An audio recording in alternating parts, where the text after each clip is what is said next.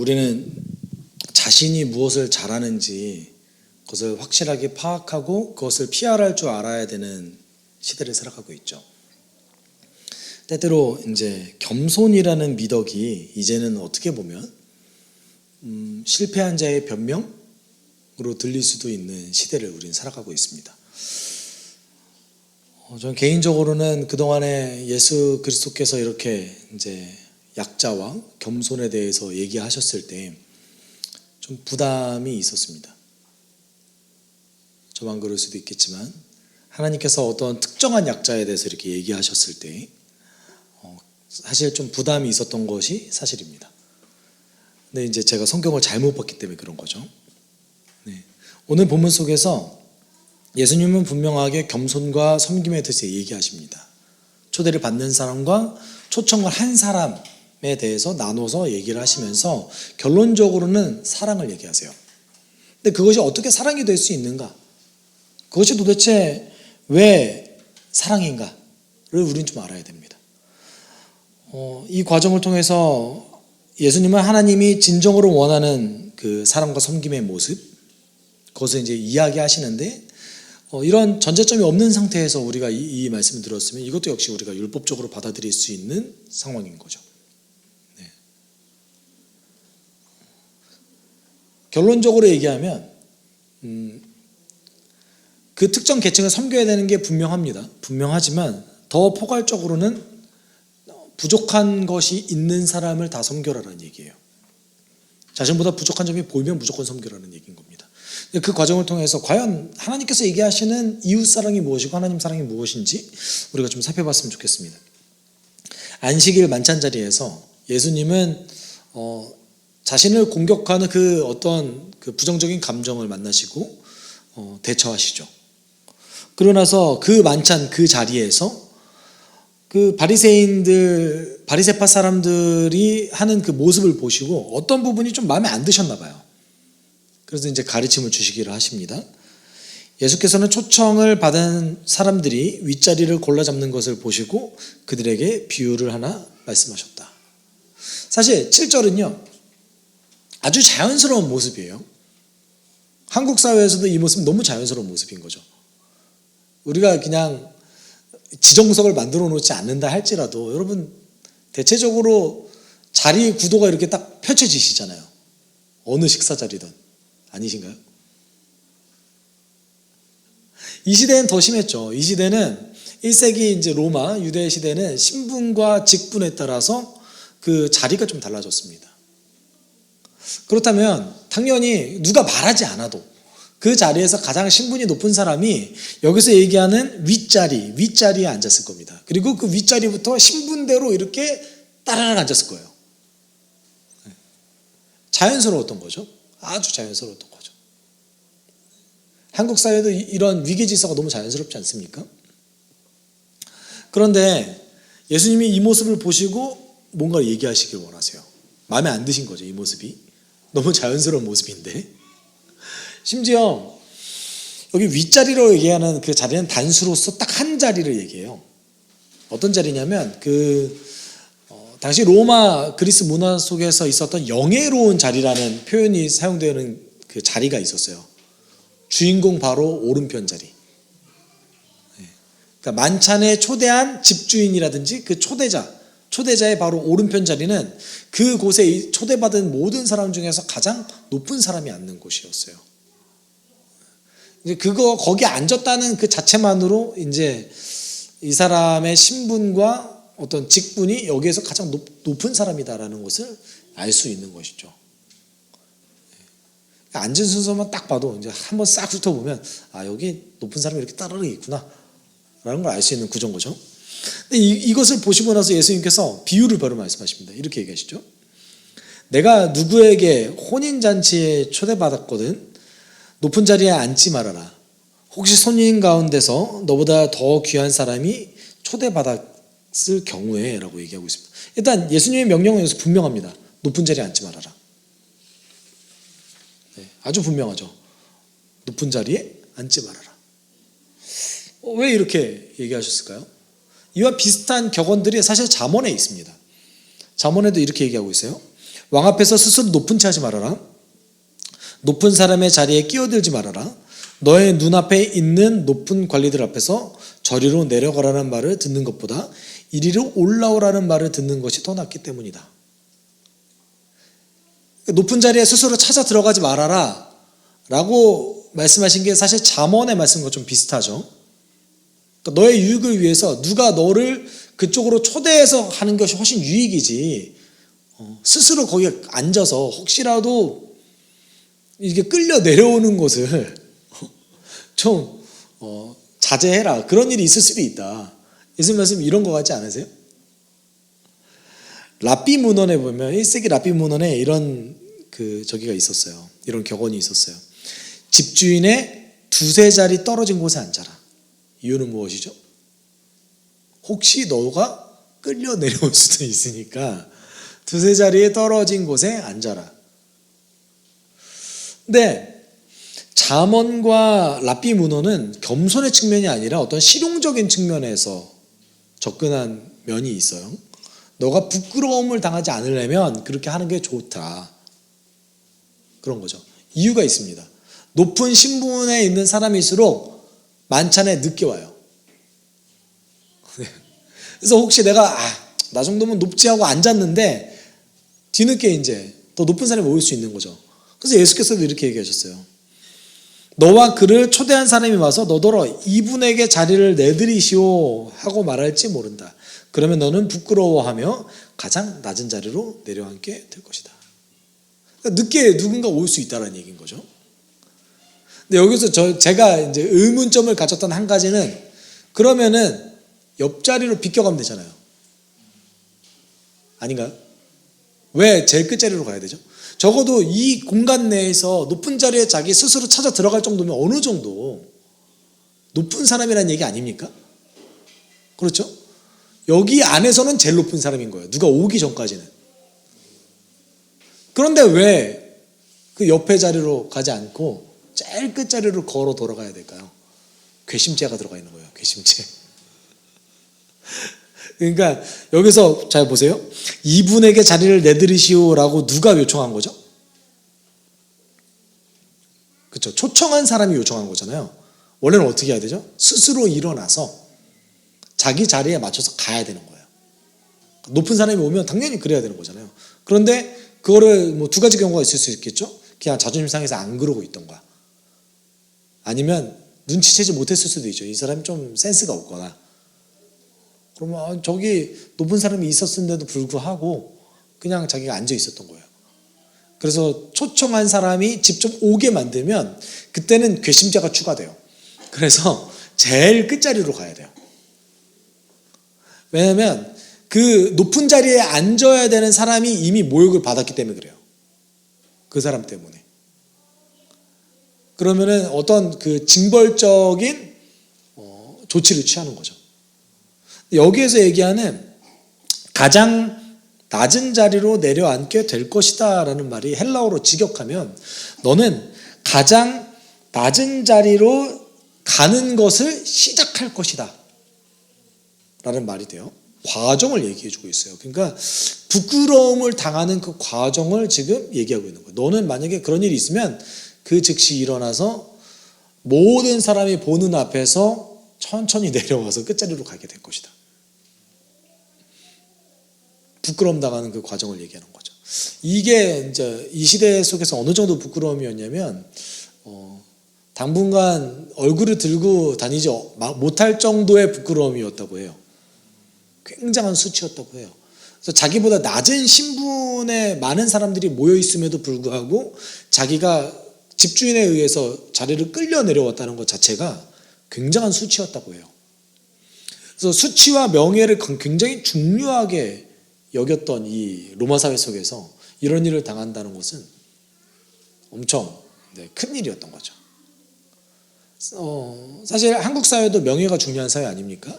물론 많은 분들이 나는 뭐 그렇게 크게 명예를 추구하지 않아 라고 얘기하실지 모르지만 한국 사회는 생각보다 자기 이름값 하는 거에 굉장히 집착하는 사회예요.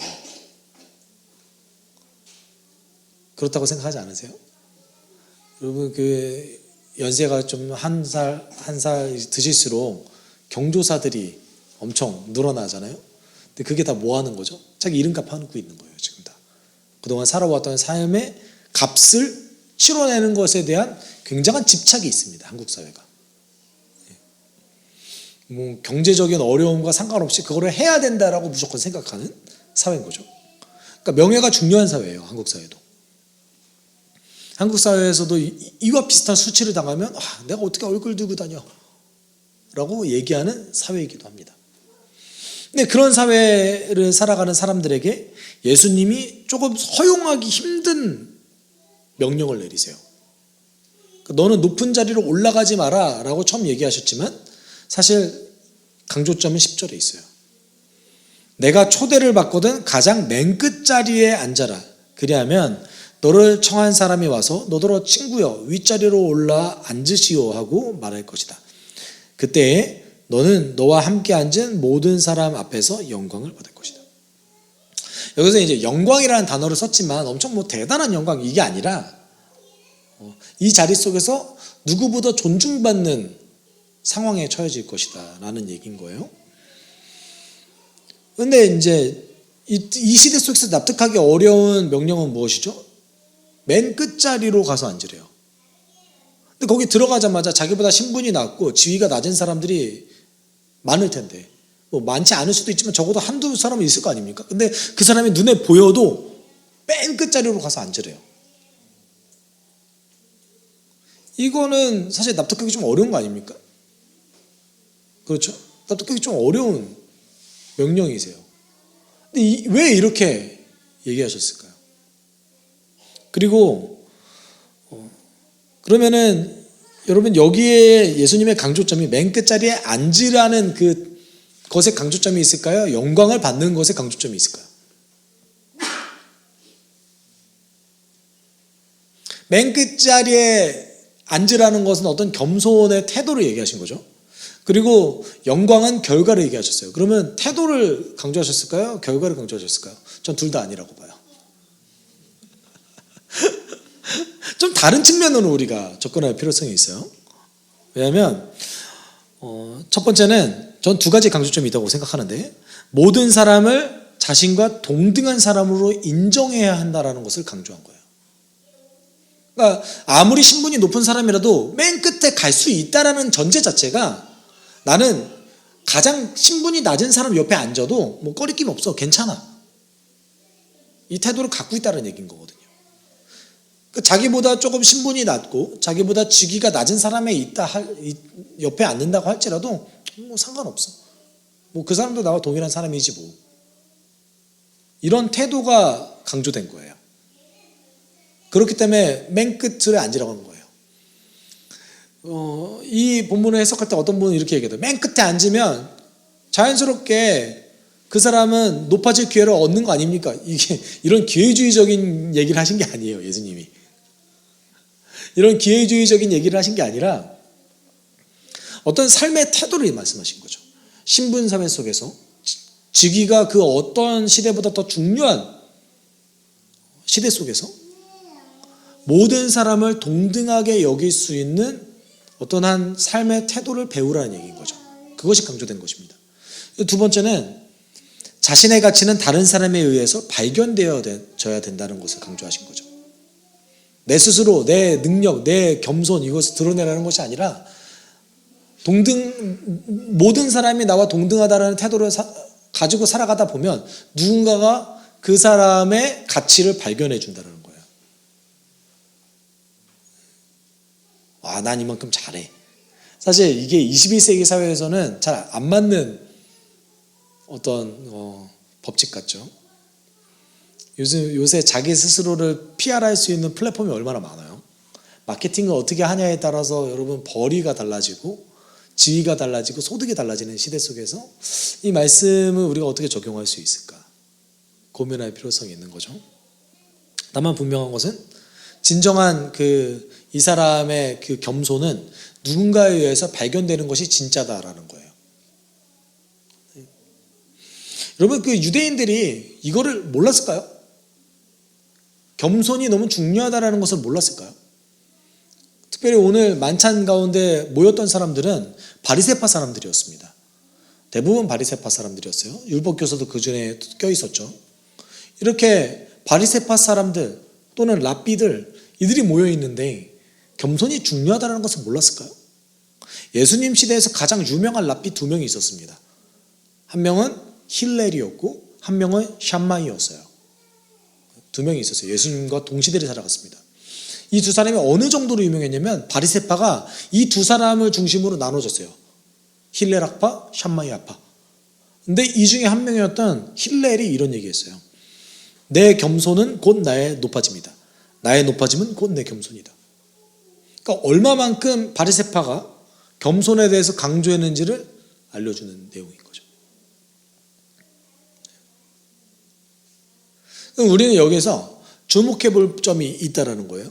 예수께서 얘기하셨던 겸손과 바리새파가 얘기하는 겸손이 맥락이 좀 다르다는 얘기인 거예요. 어떤 바리새파가 얘기하는 겸손은요, 조금 그 사회 그 처세술과 좀 관련이 있습니다. 지혜와 관련되어져 있어요. 그래서 잠언에서 얘기하는 겸손과 좀 비슷해요. 너가 스스로를 낮출 줄 안다면 너는 당연히 너가 가지고 있는 가치보다 더 높아질 것이다 라는 측면이 강합니다. 그런데 예수님께서 말씀하신 겸손은 철저하게 이웃사랑과 관련되어 있어요. 다른 사람을 어떻게 대할 것인가.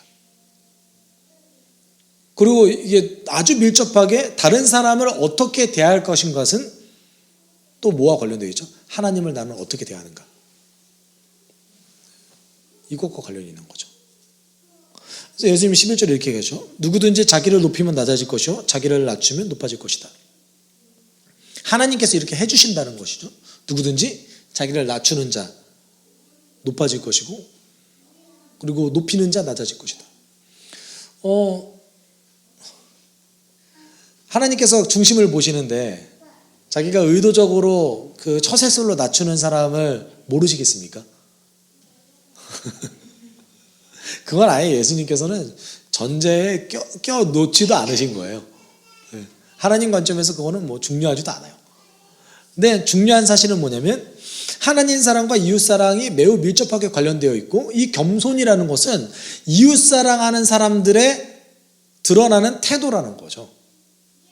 다른 사람을 어떻게 존중할 것인가, 다른 사람을 어떻게 나와 동등된 하나의 하나님의 작품으로서 여길 것인가가 겸손의 덕목이라는 얘기인 거예요.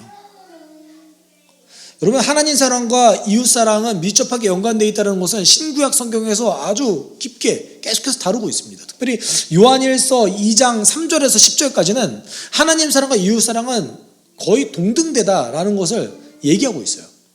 그래서 요한일서 2장 9절 10절 이렇게 얘기하고 있죠. 빛 가운데 있다고 말하면서 자기 형제 자매를 미워하는 사람은 아직도 어둠 속에 있습니다.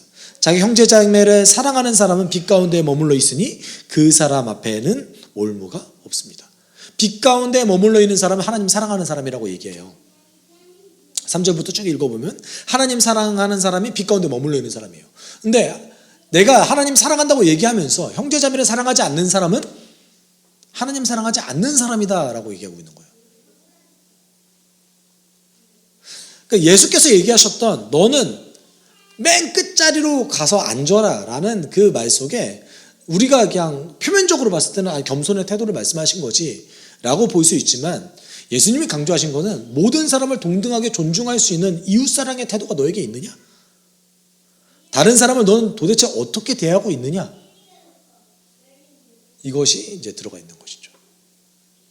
그리고 이 이웃사랑은 앞서 얘기했던 그 바리새파 사람들은 절대 할 수 없는 것이었습니다. 왜냐하면 예수님께서 안식일 속에서 어떤 것을 비판하셨죠? 너와 관련된 가족과 가축을 대할 때는 안식일의 규칙을 어겨서면서까지 그들을 돕지만 다른 사람에 대해서는 아주 엄격하고 때로는 그들을 압박하는 규칙조차도 만들어내지 않느냐? 너희들은 공감하지 못하고 배려하지 못하고 존중하지 못한다 라는 것을 간접적으로 드러내셨죠. 그래서 초대를 받은 사람들에 대해서 예수께서 뭘 강조하신 거죠? 이웃사랑을 강조하셨어요. 어떤 종류의 이웃사랑이요? 다른 사람을 나와 동등된 하나의 인격체로서 여길 수 있는 어떠한 겸손을 강조하신 겁니다. 그리고 이어서 이제 초대하는 사람에게 이런 얘기를 하셨어요. 우리 함께 읽어볼까요? 시작. 예수께서는 자기를 초대한 사람에게도 말씀하셨다. 내가 점심이나 만찬을 베풀 때에 내 친구나 내 형제나 내 친척이나 부유한 이웃 사람들을 부르지 말아라. 그렇게 하면 그들도 너를 도로 초대하여 내게 되갚아 내 은공이 없어질 것이다. 예수님 처음에 혼인잔치를 비유하셨죠. 그럼 우리 결혼식 할 때 이렇게 초대하는 사람 있나요? 제 결혼식도 없었던 것 같아요. 여기서 얘기하는 점심과 만찬은요, 그 단어가 다른데, 그 늦은 오전 그리고 늦은 점심을 얘기해요. 이스라엘 백성은 이 두 개만 먹었거든요. 그러니까 이제 하루에 먹을 수 있는 식사 전체를 얘기한 거예요. 너가 만찬을 초대했을 때 하루 전체를 누군가에게 대접하기를 원했을 때에 그때 너는 누구를 부를 것이냐. 근데 이제 이스라엘 문화 속에서 혼인잔치 또는 자신의 만찬, 제가 지난주에도 강조를 했지만 만찬 자리는요 아주 중요한 자리였어요. 자신의 영향력을 확대할 수 있는 자리였습니다. 그리고 기본적으로 이런 만찬은 돈이 없는 사람은 할 수 없죠. 이 시대는 더하지 않았겠습니까? 대부분의 사람이 하루 먹을 양식을 걱정해야 되는 사람들이었는데 이 중에서 잔치를 벌일 정도의 사람들은 어느 정도 이제 부를 가지고 있었던 사람이죠. 이런 사람들이 주력하는 점이 뭡니까? 만찬을 통해서 관계를 형성하고 그리고 그 관계 형성하는 것을 통해서 이득을 극대화하는 것을 원하죠. 여러분 여기서 초대받는 거나 초청한다는 것은요 어떤 의미를 가지고 있냐면 내가 이제 초대를 받는 사람 입장에서도 그 초대를 받아들인다는 말은 앞으로 내가 초대할 명단에 그 사람을 넣겠다는 얘기인 거예요. 어떤 관계성을 계속 지속한다는 것이죠. 당연히 이득이 안 되는 사람들을 초대하지 않게 되죠. 이거는 당연한 이치입니다. 네. 물론 이런 부분이 조금 희석되긴 했지만 한국에서도 결혼식에 조금이라도 친분이 있으면 초대하지 않습니까? 이런 것이 조금 이제 희석되긴 했지만 그래도 이제 아직까지도 이렇게 어떤 그 식사 자리나 초대를 통해서 자신의 영향력을 조금 더 발휘하고 내 비즈니스나 나의 일의 어떤 성과를 늘리기 위한 시도는 아직도 많이 하고 있죠. 이것이 기본이기도 합니다. 여러분 이 말씀 들으면 조금 부담감으로 다가오지 않으세요, 혹시? 네, 저희가 이제 제일 첫 찬양 주님 앞에서 흠없는 경건은 고와 과부를 돌보는 것이라고 했잖아요. 야고보서 1장 27절 말씀인데 속으로 이런 생각하잖아요. 나는 항상 흠이 있는 경건을 가지고 있지. 이런 생각이 좀 들지 않으세요? 저도 그런 측면에서 조금은 부담이 많이 됐습니다. 그런데 다르게 보였어요. 어떤 측면이 다르게 보였냐면 하나님의 마음이 보였기 때문에 그렇습니다. 여러분 이거를 명령이라고 여기지 마시고 하나님이 왜 이 계층들을 특별히 더 여기셨을까? 이 측면이 좀 중요해요. 13절 14절 볼게요. 너희는 지체에 장애 있는 사람들과 다리 저는 사람들과 눈먼 사람들을 불러라. 그리하면 내가 복될 것이다. 그들이 내게 갚을 수 없기 때문이다. 의인들이 부활할 때에 하나님께서 내게 갚아주실 것이다. 여러분 혹시 이런 질문 안 해보셨어요? 하나님께서 왜 이렇게 유독 약자들을 향해서 마음을 쓰시고 강조하셨을까? 이런 생각 좀 안 해보셨습니까? 엄청나게 강조하시거든요. 지난주 말씀에서도 우리 함께 나눴듯이 약자들을 괴롭히면 무조건 심판하실 거다라고 얘기하셨어요. 그 약자들을 향해서 굉장히 강조하셨다는 것이죠. 여기 나오는 계층 중에 이제 장애를 가지신 분들, 지체에 불편함이 있으신 분들, 그런 종류의 사람들이 나옵니다. 근데 이 종류의 사람들은요, 유대 그 민족 사회에서 철저하게 차별받고 공동체의 일원으로 여김받지 못했는 사람들이었어요. 이유가 있어요. 그것도 나름은 말씀에 근거했어요. 이 말씀이 있었거든요. 좀 원래 17절에서 22절까지 말씀이지만 그 17절과 22절만 좀 잘라서 함께 나누면, 너의 자손 가운데서 몸에 흠이 있는 사람은 하나님께 음식 제물을 바치러 나올 수 없다. 그러나 그 사람도 하나님께 바친 음식 곧 가장 거룩한 제물과 거룩한 일반 제물을 먹을 수는 있다. 다른 말로 얘기하면 장애를 가진 사람은 하나님께 제사를 드리러 나올 수 없다라고 얘기하셨어요.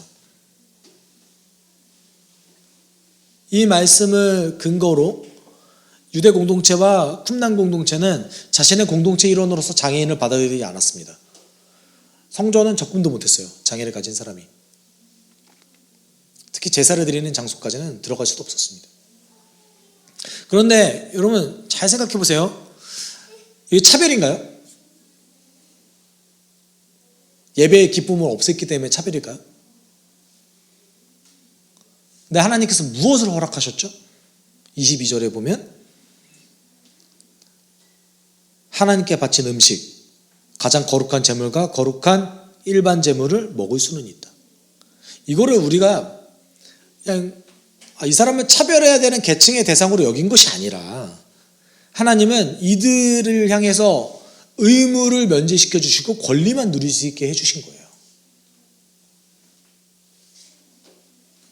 심지어 여러분 그 율법 체계 속에서 경건의 핵심은 속죄제였습니다. 번제였어요. 번제. 이것도 면제해 주신 거예요. 너는 철저하게 화목제만 누릴 권리가 있어. 그러니까 하나님께서는요, 제가 이제 묵상하다 이런 생각이 들었어요. 마땅히 누려야 될 것을 누리지 못하는 사람들을 향한 안타까움이 있으세요. 내가 너에게 줬던 것, 너희가 누려야지 가장 마땅했던 것들을 누리지 못하는 너희들 존중받아 마땅하다. 적어도 내가 그리는 사회 속에서 내 나라에서는 너희들이 차별 없이 누림만 있었으면 좋겠다라는 하나님의 뜻이 드러나는 것이죠. 하나님의 사랑이 등장하는 거예요. 여기에서. 장애인들을 차별하기 위해서 이 말씀을 레위기에서 얘기하신 것이 아니라 장애인들이 앞으로 더 질 수밖에 없는 그런 의무를 면제시켜 주시고, 그리고 화목제의 그 화목만 누릴 수 있도록 도와주신 것이죠. 예수님께서 오늘 잔치 자리에 장애인들을 적극적으로 초대하라고 얘기하신 맥락과 동일한 겁니다. 왜 그토록 하나님께서 그렇게 약자들을 향해서 그렇게 마음을 쓰셨을까? 하나님은 이 깨어진 세상에 정말 다시금 회복되기를 간절히 원하시는 분이시거든요. 이 세상의 모든 존재보다 그것을 더 원하시는 분이시거든요. 이 깨어진 세상 속에서 마땅히 누려야 될 것을 누리지 못하는 사람들을 향한 안타까움과 그런 불쌍히 여기는 마음을 항상 가지고 계시거든요. 그들을 사랑하시거든요. 야고보서를 우리는 그런 맥락 속에서 바라봐야 됩니다. 우리 함께 읽을까요? 시작. 하나님 아버지께서 보시기에 깨끗하고 흠이 없는 경건은 고난을 겪고 있는 고아들과 과부들을 돌보아 주며 자기를 지켜서 새 속에 물들지 않게 하는 것입니다. 여러분, 약자를 돌보라는 것은 어떠한 율법 조항이 아닙니다. 하나님의 성품이에요. 하나님은 그런 분이신 거예요. 우리가 하나님을 사랑하면, 하나님의 사랑을 알면 자연스럽게 그들에게 마음이 가게 돼 있다는 얘기인 것이죠. 이 말은 단지 장애인만 돌봐줘라, 약자들만 돌봐줘라 이런 얘기가 아니라, 주변에 너보다 부족한 사람이 있다면 너가 가진 것, 너가 누리는 것들을 통해서 누리지 못하는 사람을 도와줘라라는 말입니다. 왜냐하면 우리가 누리는 것은 하나님 주신 것이거든요. 너희 공동체 가운데 너가 누리는 것을 누리지 못하는 사람을 발견한다면 너는 마땅히 도와줘야 할 것이다. 라는 하나님의 사랑이 등장한 것입니다. 여러분, 우리는 이것을 보통 어떠한 명령과 율법으로 받아들일 때가 많이 있죠. 하나님, 여러분, 우리가 이것을 명령과 율법으로 받아들였을 때 아마 여러분 이런 생각만 할 거예요. 나 왜 이거 못하지? 이거 왜 잘 하지 못하지? 하나님 그런 식으로 우리를 인도하시지 않으세요. 어떤 식으로 인도하시냐면 하나님의 사랑을 아주 풍성하게 드러내시면서 나 이런 분, 나 이런 존재야. 너희의 유일한 하나님, 나는 이런 존재야. 그러니까 나에게서 배워. 예수께서 하셨던 방법도 이런 방법입니다. 누구보다 먼저 약자를 돌보시고 어린아이와 고아와 과부들을 돌보셨던 그 예수님의 모습은 하나님의 성품을 그냥 그대로 드러낸 것에 불과해요. 오늘 본문은 바리새인을 비판하신 것이 아니라 하나님의 사랑을 가르쳐 주신 것입니다. 여러분, 우리가 이런 하나님의 사랑을 풍성히 누릴 수 있는 존재가 되길, 그래서 우리가 하나님이 사람을 사랑하듯이, 하나님이 이 땅의 모든 만물을 사랑하듯이 우리도 하나님 마음 배워서 사랑하는 존재가 되길 우리가 함께 기도했으면 좋겠습니다. 함께 기도하겠습니다. 사랑 많으신 하나님 아버지, 감사합니다. 주님께서 사랑에 넘치셔서 가장 연약한 자들과 하나님을 모르는 자들, 하나님을 온전히 정말 자신의 환경 때문에 누려야 될 것을 온전히 누리지 못하는 자들을 향해서 하나님 진실되고 안타까운 마음을 가지고 하나님 사랑에 우리에게 명령하셨다는 것을 알고 있습니다. 하나님이 얘기하셨던 사랑이 뭐죠? 나와 동일한 내 지체들을 동등하게 여기고, 그리고 혹시 내가 하나님 앞에서 하나님이 주신 선물로서 더 누리는 것이 있다면 그 누리는 것을 누군가에게 베풀 수 있고 누군가와 함께 공유할 수 있는 그런 하나님의 사랑을 나누는 자인 거로 믿습니다. 하나님, 우리가 그런 사람으로 훈련되길 소망합니다. 우리가 그런 사람으로 하나님의 인도하심 따라서 하나님의 성품을 알아감으로 점점 더 내 주변의 지체들을 섬길 수 있는 그런 존재들로, 적극적으로 하나님 명령 따라 순종할 수 있는 그런 자들로 나를 인도하여 주시옵소서. 사랑을 하신 하나님 아버지, 우리 가운데 있는 그 주님의 그 사랑이 얼마나 놀라운지, 하나님께서 예수께서 얘기하셨던 그 사랑의 깊이가 얼마나 깊은지 우리가 하루하루 알아갈 수 있는 시간 되었으면 좋겠습니다. 하나님, 그 과정 속에서 우리가 더욱더 성장하고 또 우리가 그 과정 속에서 하나님 주신 그 풍성한 은혜를 주신과 함께 나눌 수 있는 그런 깊이 있는 성도 습속교회 될 수 있게 주님 인도하여 주시옵소서. 사랑 많으신 하나님 아버지, 우리에게 먼저 당신의 사랑을 보여주시는 그 놀라운 사랑을 우리가 알고 배워나가게 주님 도와주시옵소서. 하나님의 사랑을 풍성히 누린 자가 어찌 그 사랑을 나누지 않을 수 있겠습니까? 우리가 이웃보다 먼저 풍성히 누리는 것이 있다면 그 누리는 것을 누리지 못하는 자에게 나눌 수 있는 넉넉한 마음을 허락하여 주시옵소서. 주님, 한 주간의 삶이 우리를 기다리고 있습니다. 그 과정 속에서 하나님 더 알아가고 그 풍성한 은혜를 더 누리는 우리 되게 도와주셔서 제자로서의 헌신된 삶을 살아낼 수 있는 힘과 능력 얻을 수 있는 우리 되게 하여 주옵소서. 감사드리며 거룩하신 예수 그리스도의 이름으로 기도드립니다. 주 예수 그리스도의 은혜와 하나님의 사랑과 성령의 교통하심이 우리 함께 모여 하나님의 사랑을 배우고 그 사랑을 닮아 나누길 소망하는 숲속교회 성도들 위해 함께 있을지어다. 아멘.